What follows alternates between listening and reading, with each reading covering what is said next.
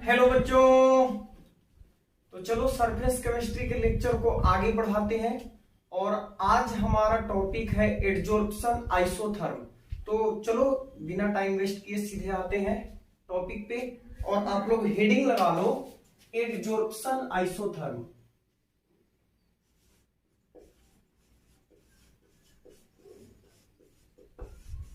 Adsorption isotherm. Isotherm तो चलो ध्यान से समझना। देखो आइसोथर्म का मतलब क्या होता है। देखो आइसोथर्म जो है वो दो वर्ड के मिलने से बना है। एक तो आइसो और दूसरा है थर्म। आइसो का मतलब होता है बच्चों सेम या सिमिलर और थर्म का मतलब होता है टेम्परेचर। ठीक है, तो आइसोथर्म का मतलब हो गया सेम टेम्परेचर, सिमिलर टेम्परेचर पे जब हम कोई काम करेंगे तो उसको बोलेंगे आइसोथर्म। ओके, जब हम सिमिलर टेम्परेचर पे दो जगह पे वर्क कर रहे हैं, एक यहाँ पे कोई वर्क हो रहा है, एक यहाँ पे कोई वर्क हो रहा है और दोनों जगह टेम्परेचर जो है वो सेम है, तो इसको हम लोग बोलेंगे आइसोथर्म। और आइसोथर्म में हम बात क्या करने वाले हैं, किसका, एडजॉर्प्शन आइसोथर्म का। एडजॉर्प्शन आइसोथर्म तो क्या होता है एडजॉर्प्शन आइसोथर्म, बात को समझना। एडजॉर्प्शन जो है two main factors which influence the adsorption of gas on the surface of solid। यहां से ये अलग लिखा हुआ है तो ध्यान से देखना। ये लिखा हुआ है कि two main factors which influence the adsorption of gases on the surface of solid are temperature and pressure। तो बात को समझना बच्चों। देखो एडजॉर्प्शन के बारे में हम लोग पढ़ रहे हैं, हम लोग जानते हैं कि एडजॉर्प्शन क्या होता है। जब किसी सॉलिड के सरफेस पे, आउटर सरफेस पे कोई गैस या दूसरा सॉलिड आके जमा होता है, वहां पे एडजॉर्ब हो जाता है, तो इस फिनोमिना को हम लोग बोलते हैं एडजॉर्प्शन। अब देखो एडजॉर्प्शन आइसोथर्म में हम लोग को क्या पढ़ना है, बात को समझना। तो सबसे पहले ध्यान दो कि एडजॉर्प्शन जो है किन किन चीजों पे डिपेंड करता है, कौन कौन ऐसे फैक्टर हैं जो एडजॉर्प्शन को प्रभावित करते हैं। तो ऐसे तो ढेर सारे फैक्टर हैं, लेकिन जैसे nature of adsorbate and adsorbent, उसके बाद टेम्परेचर हो गया, प्रेशर हो गया, सरफेस एरिया हो गया, बहुत सारे ऐसे फैक्टर हैं। लेकिन इनमें से सबसे इंपॉर्टेंट फैक्टर का बात किया जाए कि कौन ऐसे इंपॉर्टेंट फैक्टर है जो एडजॉर्प्शन को इफेक्ट करते हैं, प्रभावित करते हैं, तो ये दो फैक्टर हैं बच्चे। तो वे दो फैक्टर हैं टेम्परेचर एंड प्रेशर। तो यहां पे लिखा हुआ है two main factors which influence the adsorption of gas on the surface of solid are temperature and pressure।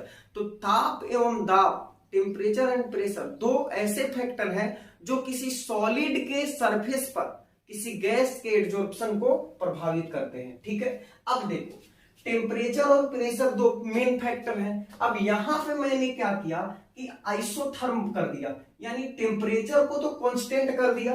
Isotherm का मतलब हो गया same temperature, means temperature constant हो गया, तो चेंज कौन करेगा, प्रेशर करेगा। ठीक है, चेंज कौन करेगा, प्रेशर करेगा। तो अब आप बात को समझना, एडजॉर्प्शन आइसोथर्म हम लोग किसको कहते हैं। एडजॉर्प्शन आइसोथर्म का मतलब हो गया कि हम टेम्परेचर को कांस्टेंट करेंगे और प्रेशर को चेंज करेंगे और उसके बाद एडजॉर्प्शन का जो अमाउंट होगा और प्रेशर के बीच में एक ग्राफ खींचेंगे और उस ग्राफ को ही हम लोग बोलते हैं एडजॉर्प्शन आइसोथर्म। ठीक है, तो चलो लिख लेते हैं। A graph is plotted between amount of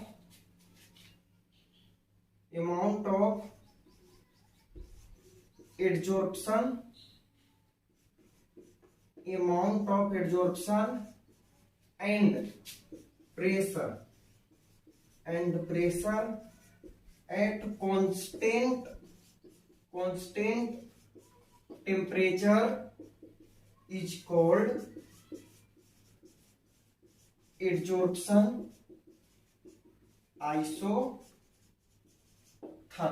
ठीक है, तो फिर से एक बार पूरी बात को समझ लो कि एडजॉर्प्शन आइसोथर्म क्या होता है। तो देखो, सबसे पहली बात कि एडजॉर्प्शन को प्रभावित करने वाले दो मेन फैक्टर होते हैं, एक टेम्परेचर और दूसरा प्रेशर।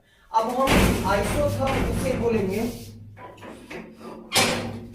आइसोथर्म का मतलब होता है कि सेम टेम्परेचर पे, सेम टेम्परेचर। तो दो फैक्टर था, एक टेम्परेचर और एक प्रेशर। इसमें से टेम्परेचर को हमने क्या कर दिया? कांस्टेंट कर दिया। टेम्परेचर को कांस्टेंट किया मतलब अब वेरिएबल कौन है? प्रेशर है। तो हम क्या करते हैं कि a graph is plotted between amount of adsorption, यानी एडजॉर्प्शन कितना हो रहा है, एडजॉर्प्शन का अमाउंट कितना है उसके बीच में और प्रेशर के बीच में कांस्टेंट टेम्परेचर पर एक ग्राफ खींचते हैं और उस ग्राफ को ही बोलते हैं बच्चों एडजॉर्प्शन आइसोथर्म। ठीक है, तो यहां पे देखो एक चीज और आपको ध्यान रखना है कि अमाउंट ऑफ एडजॉर्प्शन आप कैसे निकालोगे। तो यहां पे हम कुछ मान लेते हैं, लेट कुछ एज्यूम कर लेते हैं। जैसे एक्स जो है, एक्स हम मान लेते हैं मास ऑफ गैस, या मास ऑफ, इसको ऐसे लिख दो, मास ऑफ एडजॉर्बेट। एम हम मान लेते हैं मास ऑफ एडजॉर्प्शन, और पी हमारा है प्रेशर। ठीक है, और टी तो टेम्परेचर तो कांस्टेंट है। तो एक्स क्या है? मास ऑफ एडजॉर्बेट, और एम क्या है? Mass of adsorption. A mass of, यहां पे सॉरी, मास ऑफ एडजॉर्बेंट है। अब ये दोनों को मैं समझा देता हूं आसान भाषा में। देखो,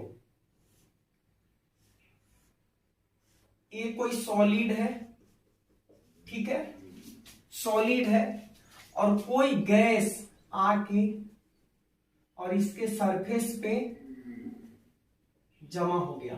ठीक है, इसके सरफेस पे कोई गैस आके जमा हो गया, सॉलिड के सरफेस पे कोई गैस आके जमा हो गया। तो ये जो सॉलिड हुआ ना बच्चों, इसको हम लोग बोलते हैं एडजॉर्बेंट, मैंने पहले ही बताया है। और ये जो गैस आके जमा हुआ इसको बोलते हैं एडजॉर्बेट। क्लियर? एडजॉर्बेट का जो मास है उसको मान लिए एक्स, और एडजॉर्बेंट का जो मास है उसको मान लिए एम। और ये जो एक्स बाई एम होता है ना, एक्स बाई एम, इसी को हम बोलते हैं amount of adsorption, amount of adsorption. तो जब भी हम बात करेंगे अमाउंट ऑफ एडजॉर्प्शन का कि कितना एडजॉर्प्शन हुआ, तो वो हम बोलेंगे एक्स बाई एम, यानी कि एडजॉर्बेंट के यूनिट मास पर कितना गैस एडजॉर्ब हो रहा है उसको बोलेंगे एक्स बाई एम। तो हम क्या बताएं, a graph is plotted between amount of adsorption, amount of adsorption. Amount of adsorption का मतलब क्या? वही एक्स बाई एम बताए ना, कि एक्स बाई एम को ही क्या बोलते हैं हम लोग? एक्स बाई एम को बोलते हैं अमाउंट ऑफ एडजॉर्प्शन। और किसके बीच में? प्रेशर के बीच में, यानी एक्स बाई एम और पी के बीच में हमें ग्राफ खींचना है at constant temperature, that is called adsorption isotherm. ठीक है, तो लिख लो इसको, इसके बाद बढ़ते हैं आगे।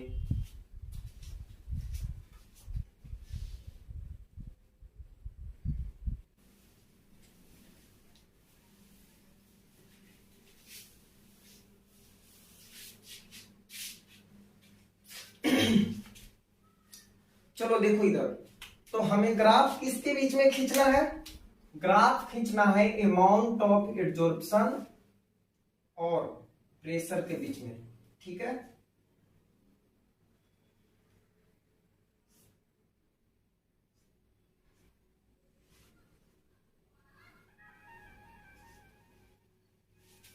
ठीक है, तो चलो एक्स एक्सिस पे हम लोग ले लेते हैं बच्चों P, प्रेशर इधर बढ़ रहा है, जैसे जैसे यहां से ओरिजिन से दूर जाओगे प्रेशर क्या होगा, इंक्रीज करेगा, बढ़ेगा। और इस y एक्सिस पे हम लोग ले लेते हैं x बाई एम, ऊपर जाओगे तो x बाई एम का वैल्यू बढ़ेगा, यानी यहां पे हो गया प्रेशर, प्रेशर, और ये जो x बाई एम है इसको मैंने क्या बताया था, अमाउंट ऑफ एडजॉर्प्शन, एडजॉर्प्शन की मात्रा, amount of adsorption. Temperature constant कर देना है, टेम्परेचर को क्या करना है, कांस्टेंट करना है, मींस टेम्परेचर में कोई परिवर्तन नहीं होगा, सिर्फ हम प्रेशर चेंज करेंगे और देखेंगे कि प्रेशर को जब चेंज किया जाता है तो अमाउंट ऑफ एडजॉर्प्शन पे क्या प्रभाव पड़ता है, एक्स बाई एम बढ़ता है कि घटता है। तो जब ग्राफ खींचा गया बच्चों, ये ग्राफ खींचा गया किसके द्वारा, सबसे पहले ग्राफ खींचा गया फ्रियोंडलिक के द्वारा, फ्रियोंडलिक के द्वारा खींचा गया। फ्रियोंडलिक एक साइंटिस्ट का नाम है, तो इनके द्वारा ये ग्राफ खींचा गया, इसलिए इस ग्राफ को हम लोग बोलते हैं Freundlich adsorption, adsorption isotherm, Freundlich adsorption isotherm. Actual में जो आइसोथर्म होता है वो दो प्रकार के होता है, एक तो ये जो फ्रियोंडलिक ने बताया था वो, और एक लैंगम्यूर ने बताया था। तो दो प्रकार के एडजॉर्प्शन आइसोथर्म होता है, एक फ्रियोंडलिक का एडजॉर्प्शन आइसोथर्म और दूसरा लैंगम्यूर का एडजॉर्प्शन आइसोथर्म। आपके एग्जाम में फ्रियोंडलिक से क्वेश्चन आता है, तो हम लोग अभी इसको करेंगे, जब चैप्टर समाप्त हो जाएगा तो लास्ट में आपको मैं लैंगम्यूर का एडजॉर्प्शन आइसोथर्म भी पढ़ा दूंगा। तो चलो अभी हम लोग बात करते हैं फ्रियोंडलिक एडजॉर्प्शन आइसोथर्म का, ठीक है। तो फ्रियोंडलिक ने एक ग्राफ को प्लॉट किया था, जब इन्होंने ग्राफ बनाया प्रेशर को बढ़ा बढ़ाकर और अमाउंट ऑफ एडजॉर्प्शन के बीच में, तो ग्राफ कुछ इस तरह से आया बच्चों।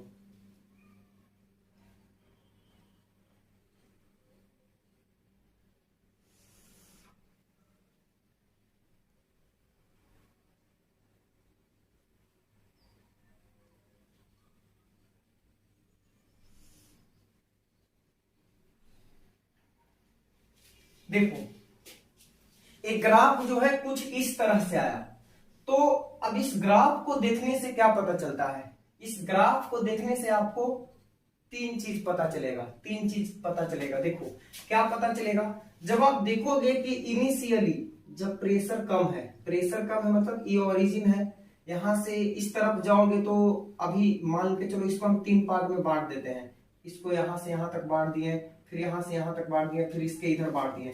तो जैसे जैसे हम ओरिजिन से दूर जाते हैं, ऐसे दाईं तरफ जाएंगे तो प्रेशर क्या होगा, बढ़ेगा, मतलब कि यहां से यहां तक लो प्रेशर है, इसके बाद में यहाँ पे कुछ मॉडरेट प्रेशर है, मध्यम दाब है, और इसके बाद इधर उच्च दाब हो गया। तो आप ग्राफ में भी इसी तरह का वेरिएशन देखोगे, देखो कि जब तक प्रेशर लो है, आप इसके यहां तक देखो, ऐसा लग रहा है कि जैसे जैसे प्रेशर बढ़ रहा है वैसे वैसे अमाउंट ऑफ एडजॉर्प्शन भी क्या हो रहा है, बढ़ रहा है, ठीक है। फिर इसके बाद यहां से यहां तक देखो आप, यहां से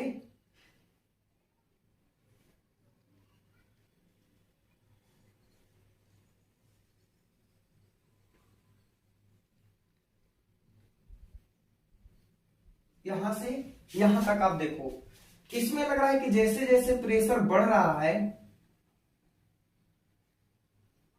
जैसे जैसे प्रेशर बढ़ रहा है, अमाउंट ऑफ एडजॉर्प्शन तो बढ़ रहा है लेकिन उतना ज्यादा नहीं बढ़ रहा है, उतना ज्यादा नहीं बढ़ रहा है, थोड़ा धीरे धीरे बढ़ रहा है। देख रहे हो यहां से एकदम स्ट्रेट लाइन ग्राफ गया है, एकदम सीधा। तो सीधा कब होता है, स्ट्रेट लाइन कब होता है, जब किसी का हम x डायरेक्टली प्रोपोर्शनल y होता है, y डायरेक्टली प्रोपोर्शनल x होता है, तब x बढ़ता है तो y भी बढ़ता है, या यहाँ पे y बढ़ेगा तो x भी बढ़ेगा, ठीक है। तो शुरू में आप देखोगे कि जैसे जैसे प्रेशर यहाँ पे, इसको तीन पार्ट में हमने बांटा, तो यहां से यहां तक हम मान लेते हैं कि लो प्रेशर है, ठीक है, लो प्रेशर है, यहां से यहां तक का जो रीजन है लो प्रेशर का रीजन है, यहां से यहां तक मीडियम प्रेशर है, मीडियम प्रेशर है, ठीक है। और इसके आगे जो है वेरी हाई प्रेशर है। आप इसको मीडियम प्रेशर ना बोल के और लो प्रेशर, इसको वेरी लो प्रेशर बोल सकते हो और इसको लो प्रेशर बोल सकते हो, ठीक है। या फिर इसको लो प्रेशर बोलोगे तो इसको हाई प्रेशर और इसको वेरी हाई प्रेशर बोल सकते हो, मतलब किसी तरह कंपैरिजन कर लेना है। लेकिन मैं यहां पे लिख देता हूं मीडियम प्रेशर या मॉडरेट प्रेशर, ठीक है। तो आप देखोगे कि प्रारंभ में इनिशियली जब प्रेशर लो है तो जैसे जैसे प्रेशर बढ़ रहा है वैसे वैसे अमाउंट ऑफ एब्जॉर्प्शन भी उतना ही बढ़ रहा है, यानी जितना इसमें बढ़ा रहे हैं उतना ही इधर बढ़ रहा है। यहाँ पे देख लो ओरिजिन पे 0 है, यहाँ पे आए तो ये यहाँ पे पहुंच गया, हम यहाँ पे आए तो ये भी यहाँ पे इसके सामने पहुंच गया, इस तरह से। तो हो क्या रहा है कि लो प्रेशर पे जितना ज्यादा प्रेशर बढ़ रहा है, जितना तेजी से, उतना ही अमाउंट ऑफ एब्जॉर्प्शन भी बढ़ रहा है। लेकिन जब हम मीडियम प्रेशर पे आते हैं तो उस समय क्या हो रहा है कि ये देखो थोड़ा सा कर्व हो गया है, उतना तेजी से अब नहीं, इसको सीधा जाना चाहिए था, ऐसे जाना चाहिए था, तब ना बोलते कि स्ट्रेट लाइन में जितना प्रेशर बढ़ रहा है उतना ही x/m बढ़ रहा है। लेकिन नहीं, ये क्या हो गया, बेंट हो गया, थोड़ा कर्व हो गया, मतलब ये बढ़ तो रहा है लेकिन उतना स्पीड से नहीं बढ़ रहा है। और इधर तो देखो बच्चों कांस्टेंट हो गया, अब तो ये बढ़ ही नहीं रहा है। अब देखो, अब कितना भी ज्यादा, इसके आगे कितना भी ज्यादा प्रेशर बढ़ा लो अभी बढ़ेगा नहीं, सीधे ऐसे जाएगा और हो सकता है कि घटने भी लगे, तो कांस्टेंट हो गया उसके बाद, ठीक है। तो जहां पे कांस्टेंट हो गया, यहाँ पे क्या हो गया, इसके बाद एक कांस्टेंट हो गया, तो ये जो प्रेशर हुआ ना इसको हम पीएस बोलते हैं। पीएस क्या बोलते हैं, पीएस बोलते हैं। पीएस का मतलब हो गया सेचुरेटेड प्रेशर, सेचुरेटेड प्रेशर, ठीक है। और सेचुरेटेड प्रेशर पे अमाउंट ऑफ एब्जॉर्प्शन जो है अपने मैक्सिमम लेवल पे पहुंच जाता है, इससे ज्यादा अब एब्जॉर्प्शन संभव नहीं है। यानी देखो एब्जॉर्प्शन शुरुआत में थोड़ा तेजी से हुआ, बात को समझना, हम ज्यादा टाइम इस पे इसीलिए दे रहे हैं ताकि आप समझ जाओ आसानी से, थोड़ा है कॉम्प्लिकेटेड चीज तो, लेकिन इसको समझो इजी भाषा में एकदम, कि हमें क्या करना था, टेम्परेचर को कांस्टेंट करके, ताप को कांस्टेंट करके दाब और अमाउंट ऑफ एब्जॉर्प्शन के बीच में, प्रेशर और अमाउंट ऑफ एब्जॉर्प्शन के बीच में ग्राफ खींचना था। जब ये ग्राफ पहली बार किसके द्वारा खींचा गया, फ्रेंडलिक के द्वारा। जब इन्होंने ग्राफ खींचा तो देखा कि शुरुआत में जब प्रेशर कम है तो ये अमाउंट ऑफ एब्जॉर्प्शन, जैसे जैसे प्रेशर बढ़ रहा है वैसे वैसे अमाउंट ऑफ एब्जॉर्प्शन भी बढ़ रहा है। यानी यहां से यहां तक के लिए हम बोल सकते हैं कि x/m जो है वो डायरेक्टली प्रोपोर्शनल है P का, ठीक है। x/m डायरेक्टली प्रोपोर्शनल है P का, ठीक है। लेकिन जैसे ही एक लो प्रेशर रेंज से हम बाहर निकलते हैं, मॉडरेट प्रेशर पे आते हैं या हल्का हाई प्रेशर पे आते हैं, तो x/m बढ़ता तो है प्रेशर बढ़ाने पे, जैसे जैसे प्रेशर बढ़ा रहे वैसे वैसे x/m बढ़ रहा है, लेकिन उतना स्पीड से नहीं बढ़ रहा है जितना स्पीड से लो प्रेशर पे बढ़ रहा था। मतलब यहां पे x/m जो होता है वो P के पावर 1/n का प्रोपोर्शनल होता है, और 1/n का जो वैल्यू होता है 0 से 1 के बीच में होता है, 0 से 1 के बीच में। P का यहाँ पे वैल्यू जो होता है वो 1 होता है, P का पावर 1, यानी x/m डायरेक्टली प्रोपोर्शनल P के पावर 1।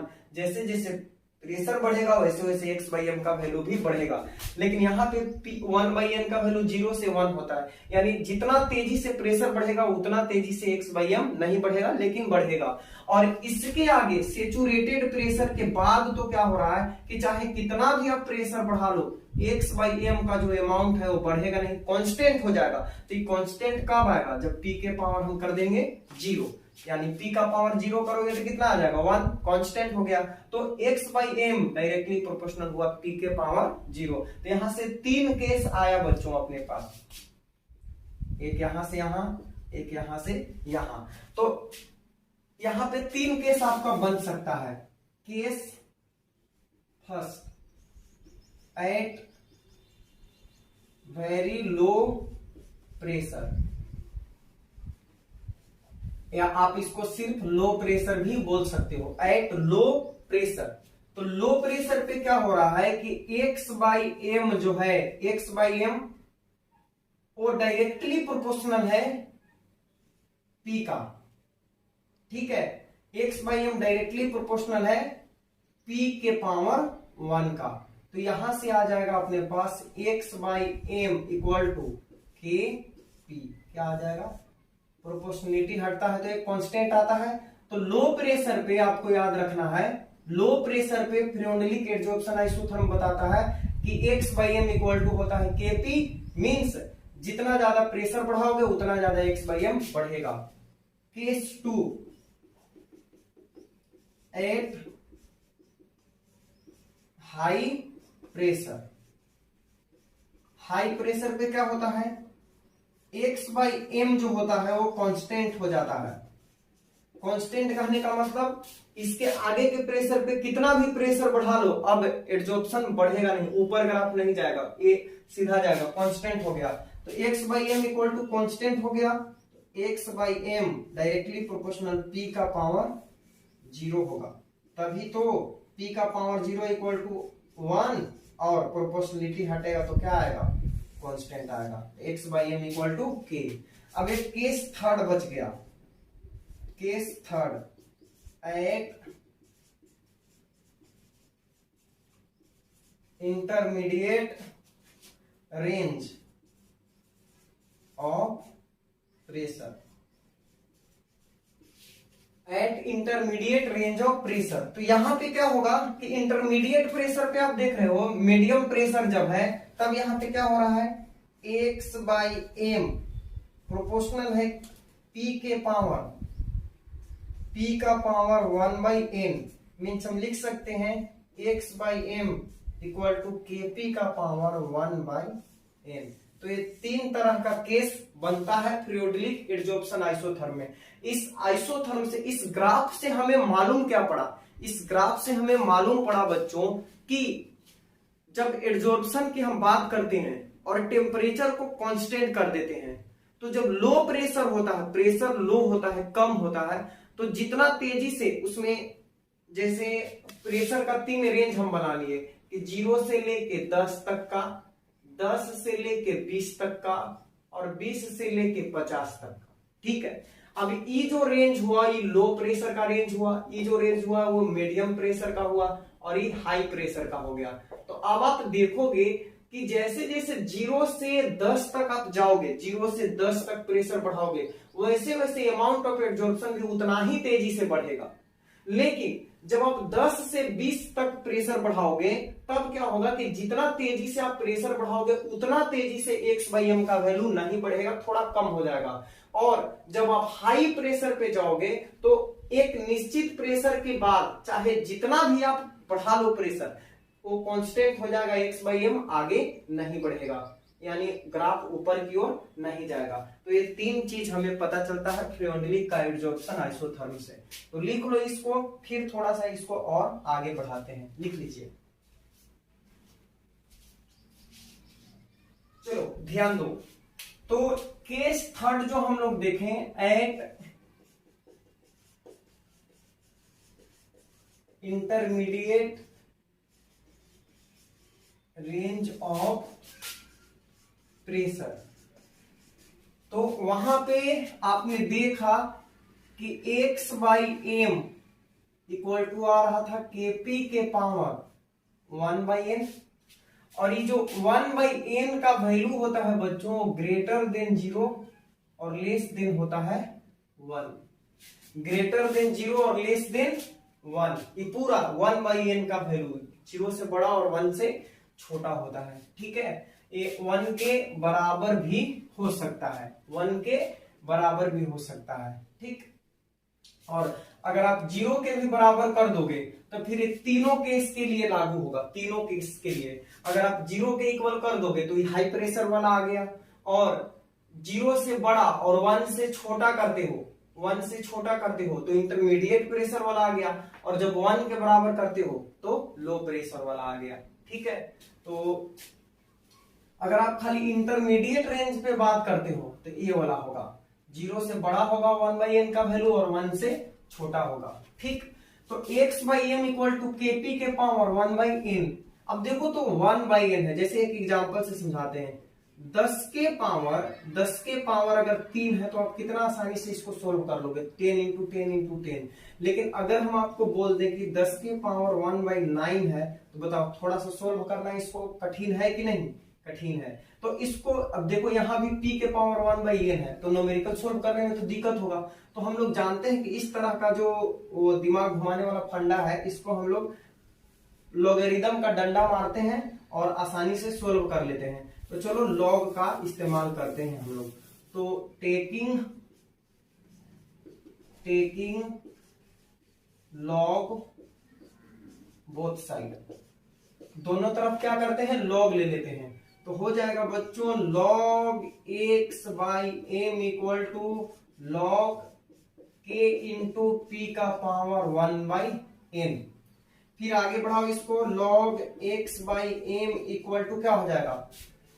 इसको a मानो और इसको पूरा को b मानो, ये b हो गया और ये a हो गया। तो log a into b equal to क्या होता है? log a plus log b, जानते हो ना प्रोडक्ट फॉर्मूला। तो हो जाएगा log k plus log p का पावर 1 बाई n। अब पावर फॉर्मूला से हम लोग जानते हैं कि जो पावर होता है वो कहां चला जाता है? कोफिशिएंट में। तो log x by M equal to हो गया log k plus 1 by n log p। आप इसको ऐसे लिख सकते हो या नहीं? log x by M equal to 1 by n log p plus log k, बिल्कुल लिखा जा सकता है। ठीक है, कान इधर से पकड़ो या उधर से पकड़ो, कान ही पकड़ाना चाहिए तो कोई बात नहीं है। तो अब यहाँ पे देखो ये फॉर्म में आ गया, इसको मान लो y equal to M X plus C के फॉर्म का ही है ना। देखो जरा ध्यान से, ये y एक्सिस पे log x बाई एम,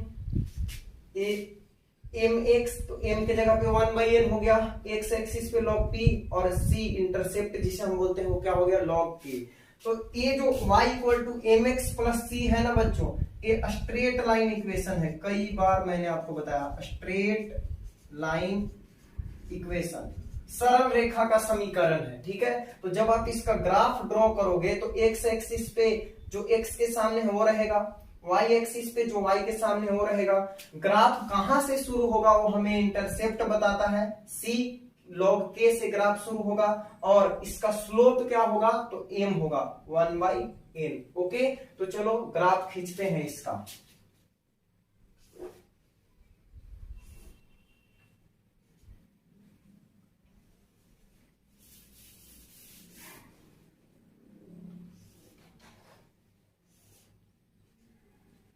देखो x axis y axis, x axis पे क्या लेना है बच्चों? log p, तो यहां पे ले लो log p।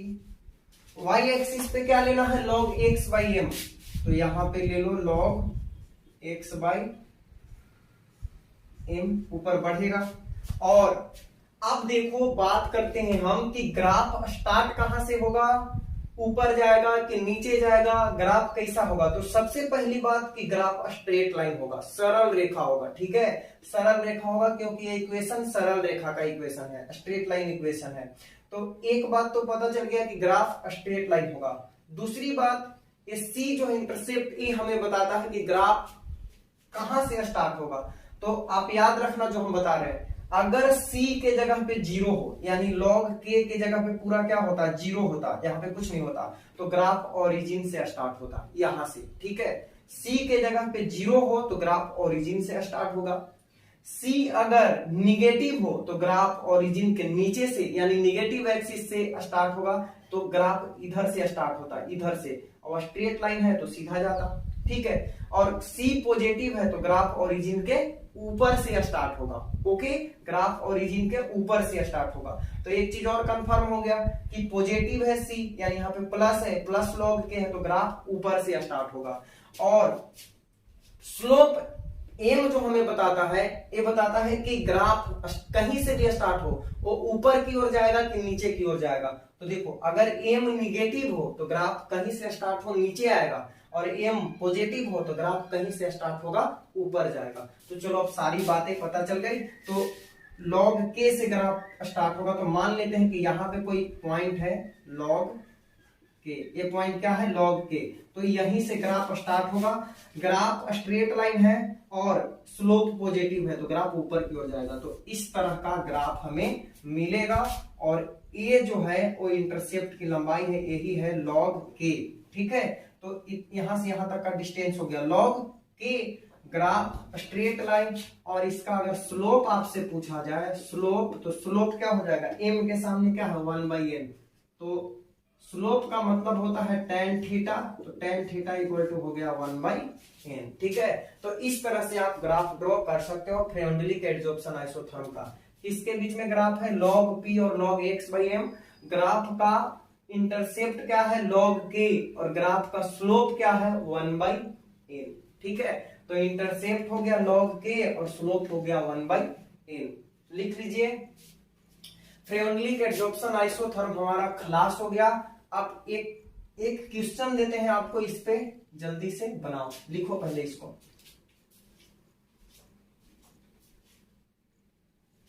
तो देखो क्वेश्चन यहां पे लिखा हुआ है, a graph between log x/m and log p is straight line. ठीक है, at an angle of 45 degree.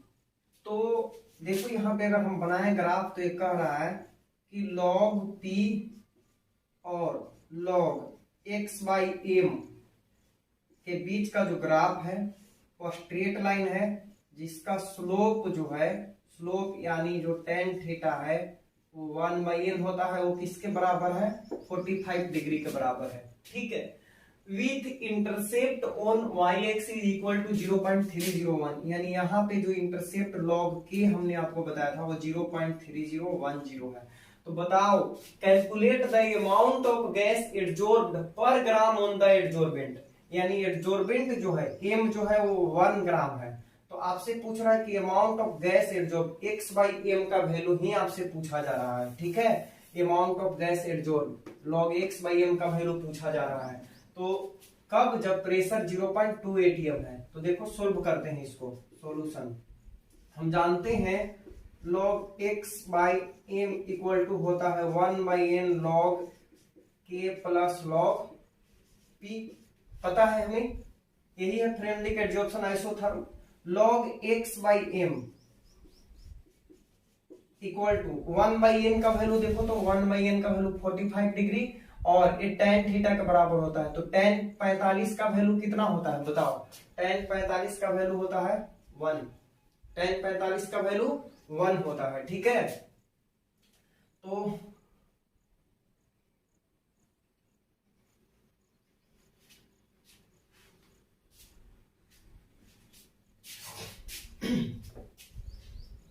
तो tan 45 1 होता है, log k का value intercept 0.3010 plus log p pressure कितना है 0.2 atm दिया है भाई, 0.2 atm।